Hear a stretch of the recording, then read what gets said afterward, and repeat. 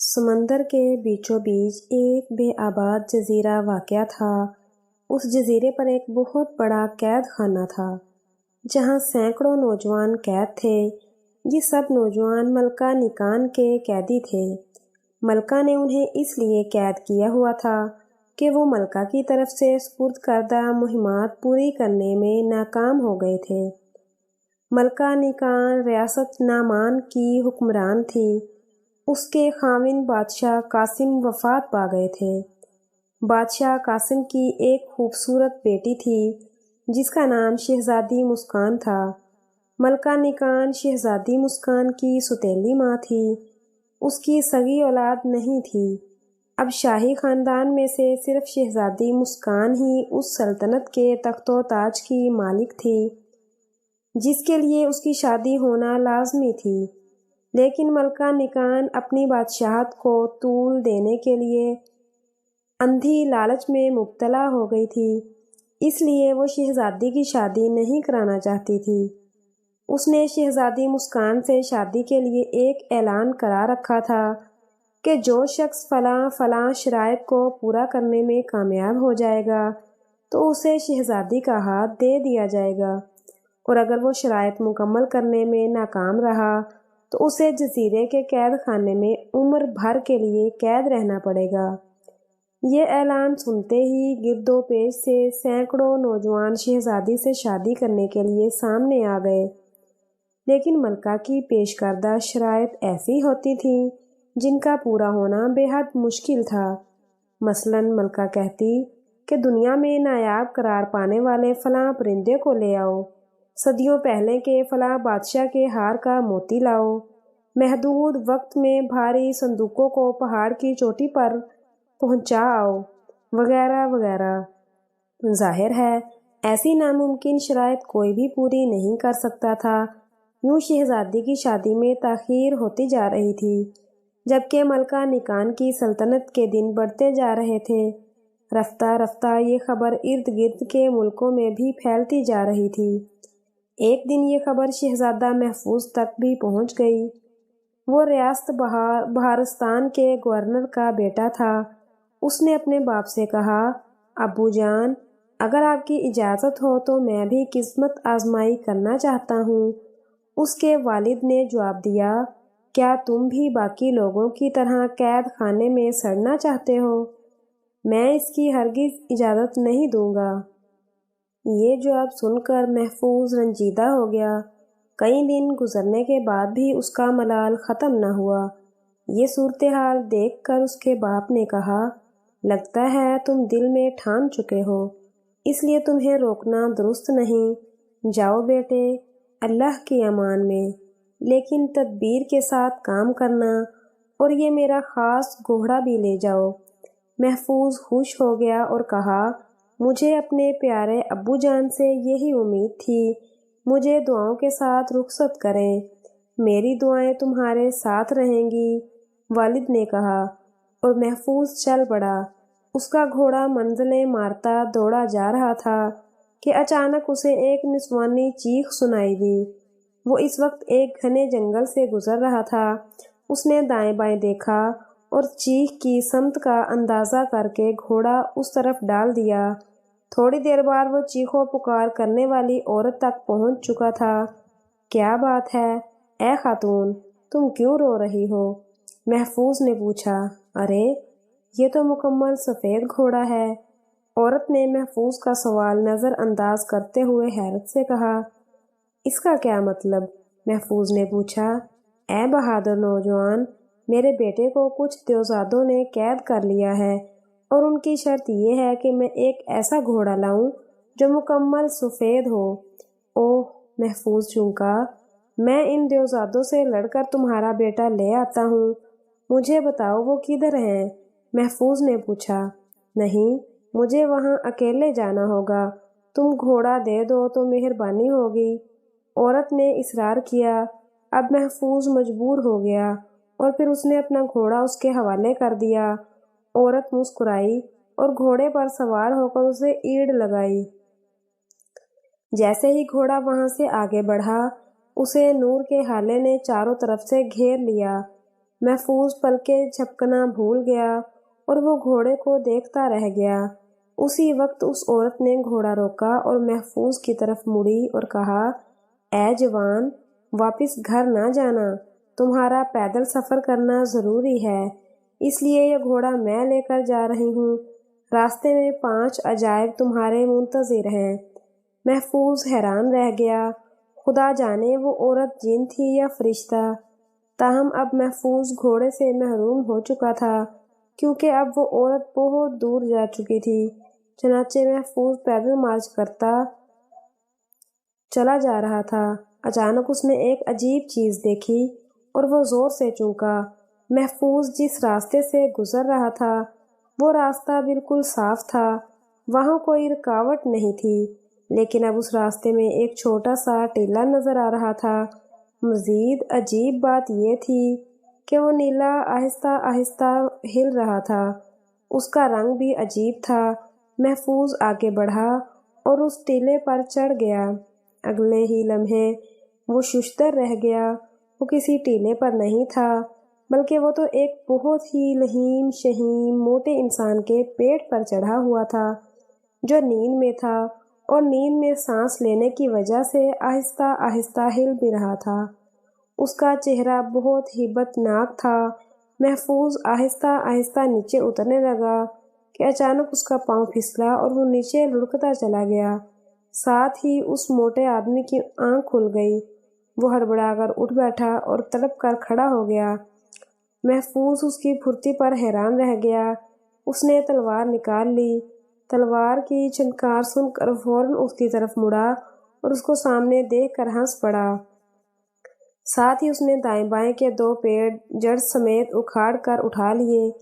اب وہ ان پیڑوں کو محفوظ پر پھینک کر اسے کچل سکتا تھا۔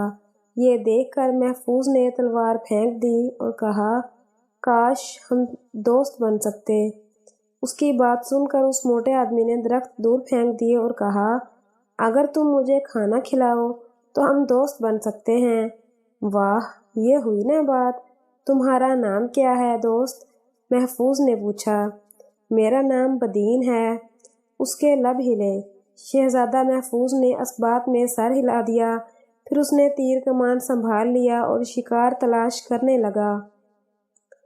وہ شکار کرتا گیا اور دیو ہکر آدمی انہیں کھاتا گیا۔ آخر شام ہو گئی اور محفوظ بھی تھک گیا۔ تب وہ آدمی بولا، بس اتنا کافی ہے، اب میں 6 ماہ سکون سے گزار لوں گا۔ 6 ماہ؟ مطلب تم اب 6 ماہ کچھ نہیں کھاؤ گے؟ محفوظ نے شدید حیرت سے پوچھا۔ جی ہاں، وہ ہنسا۔ محفوظ نے شکار کردہ جانوروں کے سر گنے تو وہ اب تک 35 ہرن، 13 بکریاں اور 19 خرگوش کھا چکا تھا۔ یہ دیکھ کر محفوظ نے گہری سانس لی۔ وہ رات انہوں نے آرام میں گزار دی۔ اگلے دن ان کا سفر شروع ہو گیا۔ چلتے چلتے ان کا گزر ایک وادی سے ہوا۔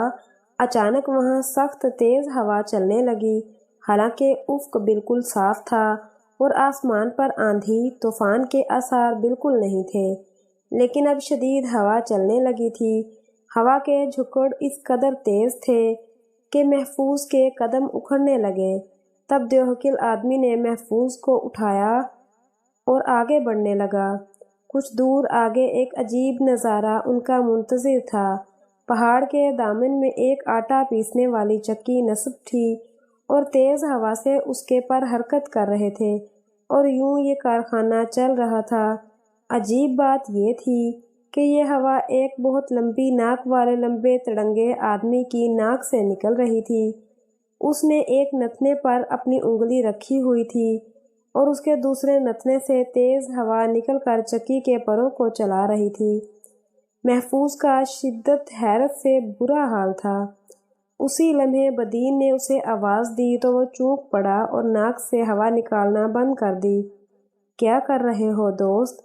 بدین نے پوچھا تو وہ مسکرا دیا اور پھر کہا، شکر ہے تم نے مجھے دوست کہا، ورنہ ابھی ہماری لڑائی شروع ہو چکی ہوتی۔ شکریہ دوست، بدین ہنسا۔ کون ہو تم؟ لمبا آدمی ان کی طرف بڑھا۔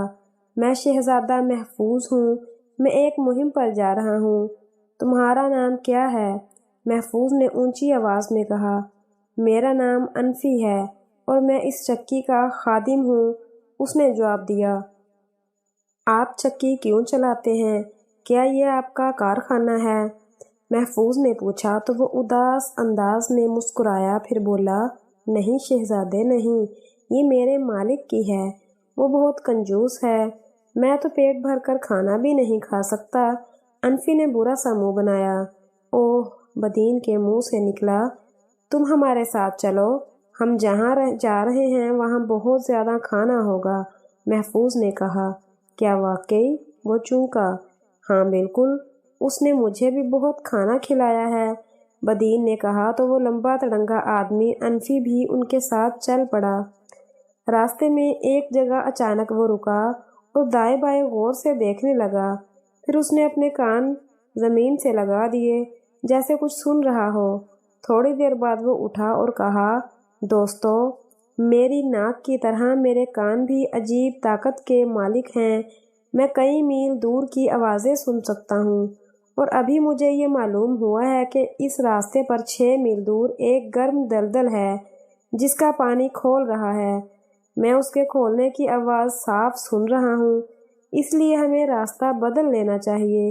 اوہ، تم واقعی با کمال ہو دوست، محفوظ نے اس کی تحسین کی، اور پھر انہوں نے راستہ تبدیل کر لیا۔ ابھی وہ چند قدم ہی چلے ہوں گے کہ ان کے سامنے ایک کمزور سا شخص آ گیا جس نے اپنی دونوں آنکھیں لکڑی سے چھپائی ہوئی تھیں۔ اے جوان، کیا تمہاری آنکھوں میں تکلیف ہے؟ محفوظ نے پوچھا، مگر وہ چپ رہا۔ مجھے لگتا ہے کہ یہ بیچارہ نابینا ہے، بدین نے افسوس سے کہا۔ تب وہ شخص ہنسا اور لکڑی کا ٹکڑا آنکھوں سے ہٹا دیا۔ تب انہوں نے اس کی عقابی چمکدار آنکھیں دیکھی۔ ادھر جوان کہنے لگا، میرا نام ہاد ہے، میں سب کچھ دیکھ سکتا ہوں، میرے سامنے کوئی رکاوٹ نہیں آ سکتی، میں تو دیواروں کے آر پار بھی دیکھ سکتا ہوں، میں سینکڑوں میل دور بھی صاف دیکھ سکتا ہوں، میں زمین کے اندر بھی دیکھ سکتا ہوں، البتہ جب میں نے قریب کی چیزیں دیکھنی ہوں تو میں یہ ٹکڑا آنکھوں پہ رکھ لیتا ہوں اور بس۔ اوہ، پھر تو تمہیں میرے ساتھ چلنا چاہیے، تم میری مہم میں میری مدد کرو گے، محفوظ نے کہا۔ ضرور، میں نے تمہاری بہادری اور عقل مندی کے بہت قصے سن رکھے ہیں، میں تمہارے ساتھ ہوں، وہ آدمی بولا۔ تو بدین اور انفی شہزادے کو دیکھنے لگے، جبکہ شہزادے نے سینے پر ہاتھ رکھ کر اس کا شکریہ ادا کیا۔ اب محفوظ اپنے 3 باکمال دوستوں کے ساتھ منزل کی طرف رواں دواں ہو گیا۔ وہ سفر بھی کرتے اور آرام بھی، یوں وہ منزل کے قریب ہوتے جا رہے تھے۔ ایک دن وہ سفر میں تھے کہ اچانک انہوں نے راستے کے ساتھ عجیب سی چیز دیکھی۔ محفوظ نے قریب جا کر دیکھا اور کہا، یہ 2 بڑے درختوں کے تنے ہیں، شاید ہوا سے گر گئے ہیں، لیکن شہزادے ان تنوں پہ یہ عجیب بال کہاں سے آ گئے؟ بدین نے کہا۔ اوہ، تیز نگاہ شخص ہاتھ کی آواز سنائی دی۔ کیا ہوا؟ محفوظ نے پوچھا۔ یہ درختوں کے تنے نہیں بلکہ ایک سوئے ہوئے شخص کے بازو ہیں، اس نے اپنے بازو پیچھے کیے ہوئے ہیں اور اب ہم اس کے سر کی طرف جا رہے ہیں۔ کیا؟ محفوظ چلایا۔ جی ہاں، میں اسے دیکھ چکا ہوں۔ تیز نگاہ آدمی ہنسا، پھر وہ سب اس کی طرف چل پڑے۔ کچھ دیر بعد وہ اس کے پاس پہنچ گئے۔ اس کا قد اور وجود بہت بڑا تھا۔ تم کون ہو دوست؟ محفوظ نے پوچھا۔ میں کامل ہوں، میں اپنے بازو سکیڑ بھی سکتا ہوں اور لمبے بھی کر سکتا ہوں، اس کے علاوہ میری اصل طاقت میری ٹانگیں ہیں، میں ایک قدم کئی میل کا سفر کر سکتا ہوں۔ تم یہاں کیا کر رہے ہو؟ محفوظ نے پوچھا۔ میں ایک بادشاہ کا غلام تھا، اس نے ایک بار مجھے ایک مہم پر بھیجا تھا، میں نے وہ مہم چند منٹوں میں مکمل کر لی اور واپسی پر میں سو گیا۔ میری کمزوری یہ ہے کہ مجھے نیند بہت آتی ہے، میری اس غلطی پر اس نے مجھے وہاں سے نکال دیا۔ کامل بولا، ٹھیک ہے، آج سے تم میرے دوست ہو، میرے ساتھ چلو۔ محفوظ نے کہا تو اس نے حامی بھر لی۔ جلد ہی یہ قافلہ آگے بڑھ گیا۔ محفوظ اور اس کے ساتھی جس جگہ سے گزر رہے تھے وہاں گرمی بہت زیادہ تھی، لیکن اچانک وہ چونک گئے۔ انہیں ماحول کا درجہ حرارت بدلتا ہوا محسوس ہوا، جیسے اچانک سردی آ گئی ہو۔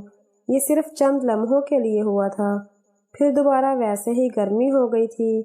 اسی وقت انہیں ایک درخت کے نیچے ایک آدمی سکڑا سمٹا ہوا نظر آیا۔ اس نے بھاری بھاری کپڑے لپیٹے ہوئے تھے۔ ارے میاں، خیر تو ہے؟ ہمیں گرمی جلائے دے رہی ہے اور تمہیں سردی لگی ہوئی ہے کیا؟ محفوظ نے پوچھا۔ میں تم سے مختلف ہوں شہزادے، یہ دیکھو۔ یہ کہہ کر اس نے اپنی چادر کو ہٹایا۔ فوراً ہی ماحول میں خنکی بڑھنے لگی۔ اوہ، یہ کیا ہے؟ محفوظ نے پوچھا۔ میں بادشاہ ہوں، میرے اندر سردی بھری ہوئی ہے۔ میرا نام بارد ہے، وہ بولا۔ ٹھیک ہے، تم چاہو تو ہمارے ساتھ چلو، محفوظ نے کہا، اور وہ بھی ساتھ چل پڑا۔ آخر ایک لمبا سفر طے کر کے وہ شہزادی مسکان کی ریاست نعمان جا پہنچے۔ شہزادے نے اپنے دوستوں کو باہر ایک جگہ رکنے کو کہا اور خود آگے بڑھ گیا۔ جلد ہی وہ محل میں داخل ہو رہا تھا۔ تو تم شہزادی سے شادی کرنا چاہتے ہو؟ ملکہ نکان نے محفوظ کو طنزیہ انداز میں دیکھا۔ جی ہاں ملکہ عالیہ، ٹھیک ہے، میری طرف سے تمہارے لیے مہمات ہیں، اگر وہ پوری کر دو تو مجھے یہ رشتہ منظور ہے۔ ٹھیک ہے ملکہ، آپ بتائیے۔ پہلی مہم یہ ہے کہ یہاں سے 100 میل کے فاصلے پر نیلے جنگل میں ایک کنواں ہے جو بہت گہرا ہے۔ چند سال پہلے اس میں میری انگوٹھی گری تھی۔ آج شام سے پہلے وہ لے آؤ۔ اگر ایسا نہ ہوا تو تمہیں جزیرے پر قید کر دیا جائے گا۔ ٹھیک ہے ملکہ عالیہ، محفوظ نے کہا اور شہر سے باہر نکل آیا۔ اب وہ سیدھا اپنے دوستوں کے پاس پہنچا اور ساری بات بتائی۔ ابھی ان کا باہمی مشورہ مکمل نہیں ہوا تھا کہ کامل اٹھا اور کہا، میں ابھی لاتا ہوں۔ یہ کہہ کر وہ بھاگ کھڑا ہوا۔ ارے ارے ارے رکو تو، محفوظ چلایا، مگر وہ جا چکا تھا۔ سارے دوست اس کی جلد بازی پر تلملا کر رہ گئے۔ کچھ دیر بعد وہ آندھی طوفان کی طرح لوٹا تو اس کا منہ لٹکا ہوا تھا۔ کیا ہوا؟ دوستوں نے پوچھا۔ مجھے انگوٹھی نہیں ملی، کامل نے منہ بنایا۔ بھلے آدمی، تم رکے ہی نہیں، پہلے ہم سوچ تو لیتے، محفوظ نے اسے سمجھایا۔ اس کے بعد محفوظ نے تیز نگاہ والے آدمی کو کہا، تم اچھی طرح انگوٹھی کو تلاش کرو۔ اس نے وہیں بیٹھے بیٹھے آنکھوں سے لکڑی ہٹائی۔ اس کی نگاہوں سے پردے ہٹتے چلے گئے اور پھر وہ انگوٹھی دیکھنے لگا۔